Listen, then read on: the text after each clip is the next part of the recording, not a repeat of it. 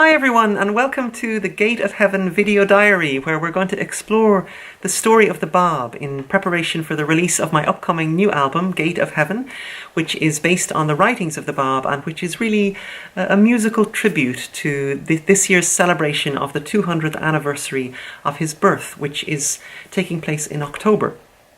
And so I thought that this would be a really great occasion to learn something about the Bab and to explore the story behind Gate of Heaven, because the first song from the album, Promised One, is going to be released on Saturday, March 2nd. And as I mentioned in the last video, a portion of the words of Promised One come from a book called The Dawnbreakers by Nabil, who was a Persian man who lived in the 19th century and who documented the events of the life of the Bab. And so I thought that it could be fun to do a video series of stories using the Dawnbreakers as a vehicle for learning about the life of the Bab. So I know that many of you have probably read the Dawnbreakers, and perhaps some of you have read it many times over. But for any of you who are not familiar with the Dawnbreakers, I think that maybe the best way to introduce this book is to simply say that the Dawnbreakers is a love story. In fact, maybe it's the ultimate love story, because like any compelling love story, it illustrates all of the very best things that a human being can be, all of the potential that we all have within us for acts of love and courage and heroism and self-sacrifice, all of those things that the power of love can unlock in a human being are expressed in the Dawnbreakers. And also, like any compelling love story, it illustrates the very worst things that a human being can be, all of the negative forces of hatred and cruelty that we also all have potentially within us.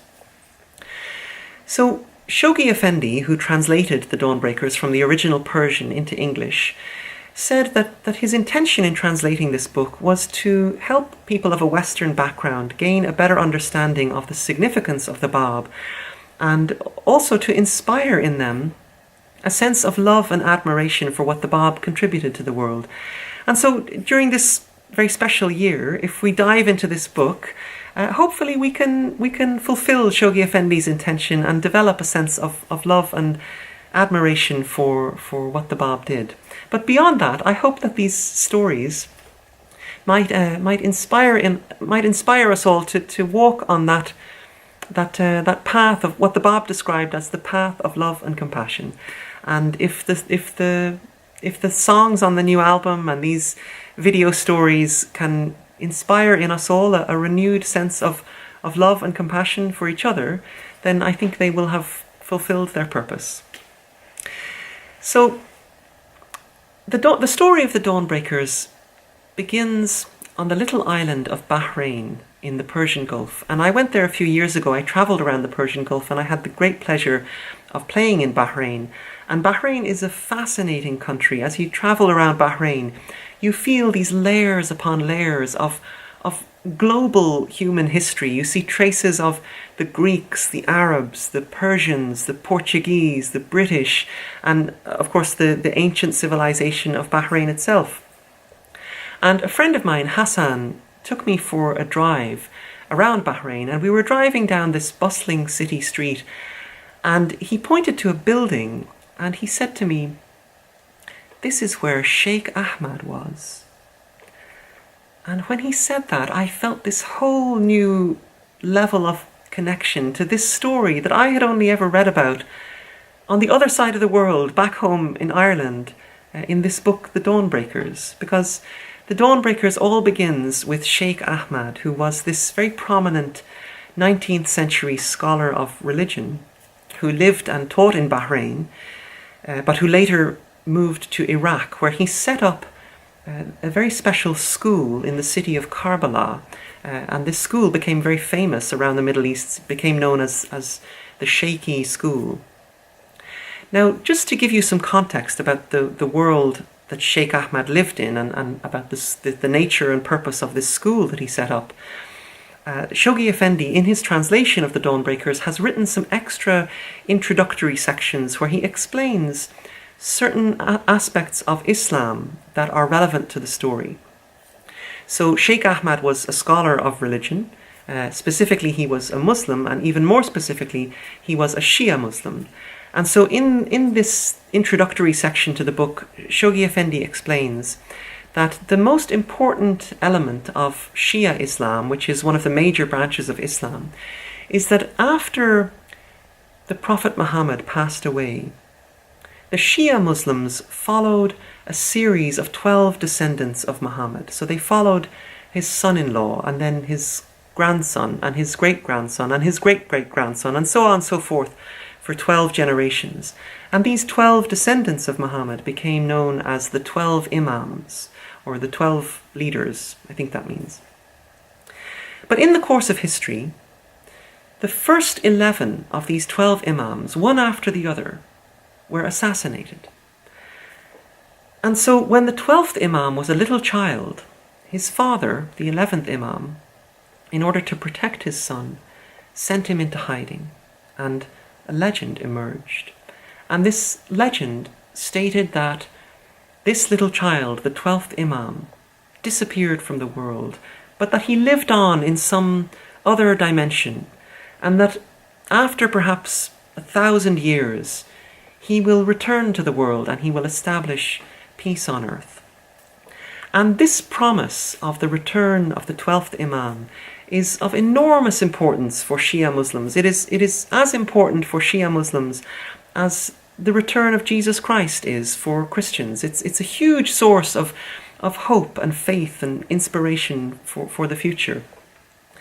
And by the way, if there are any Shia Muslim friends watching this, if I've said anything incorrect, please correct me and help me to educate myself, because part of the reason that I want to do this is really to learn something. And if we can help each other to learn and to educate ourselves along the way, then all the better. So when Sheikh Ahmad looked at the world around him, and he looked at the problems in the world, the corruption, the wars, the injustices, the abuses of religion, the fanaticism, he felt that humanity had really wandered so far off that path of love and compassion. He felt that nothing short of the coming of the Promised One, the return of the 12th Imam, could ever truly resolve the social and spiritual problems of the world. And not only that, through his studies, he became convinced that the Promised One was in fact going to appear in the 19th century, specifically in the year 1844, which you might remember from the last video was the very same year in which many Christian scholars in the West were anticipating, through their studies of the Bible, the return of Jesus Christ. So it was as if these different religions, unbeknownst to each other, were all looking in the same direction towards the year 1844. And in fact, Sheikh Ahmad's entire school was dedicated to educating people about these things and preparing people for the coming of the Promised One.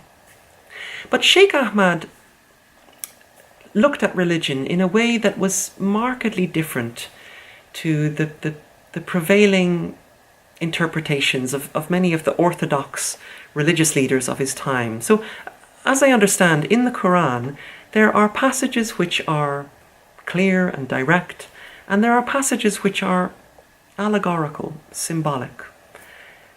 But as is the case with any religion, the line between these two has been debated. And Sheikh Ahmad leaned far more towards the allegorical perspective.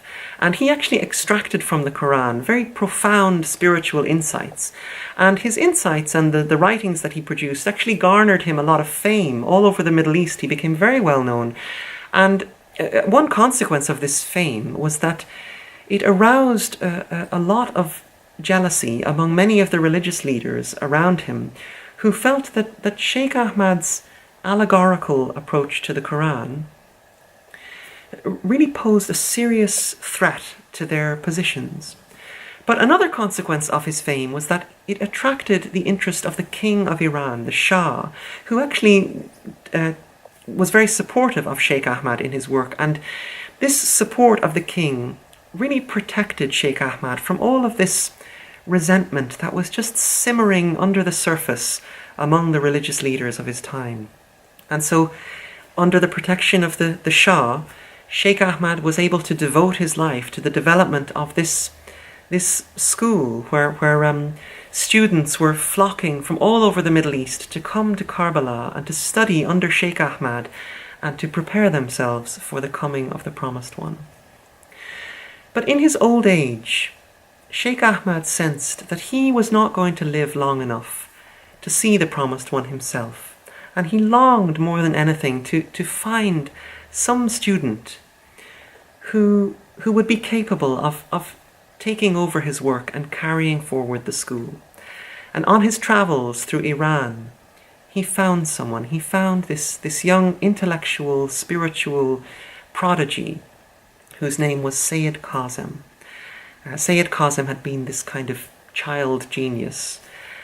And so Sheikh Ahmad took Sayyid Kazem under his wing and brought him back to Karbala and handed the school into his care.